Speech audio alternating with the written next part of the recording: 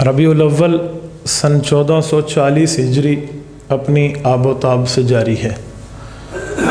हुज़ूर अक़दस सल्लल्लाहु अलैहि व आलिहि वसल्लम का रबीउल अव्वल के साथ बहुत गहरा ताल्लुक़ है। हकीमुल उम्मत मौलाना अशरफ अली थानवी रहमतुल्लाहि ताला अलैहि इरशाद फरमाते हैं कि अल्लाह रब्बुल इज़्ज़त ने रबीउल अव्वल के महीने में हुज़ूर अलैहिस्सलाम को पैदा फरमाया और रबीउल अव्वल के महीने में हुज़ूर अलैहिस्सलाम को इस दुनिया से रुख़्सत फरमाया। फरमाते हैं वफ़ात और पैदाइश ये दोनों इकट्ठी एक महीने में क्यों रखी गई?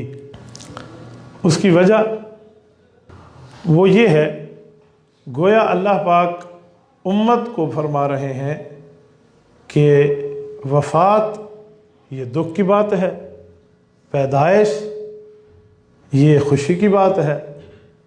तो हुजूर की पैदाइश इसी महीने में, जी चाहता है बंदा खुशियाँ मनाए।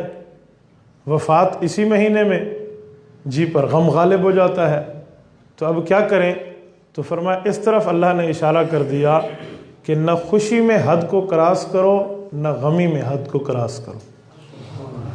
खैरुल उमूर औसतुहा, दरमियानी दर्जा ये बेहतर दर्जा है।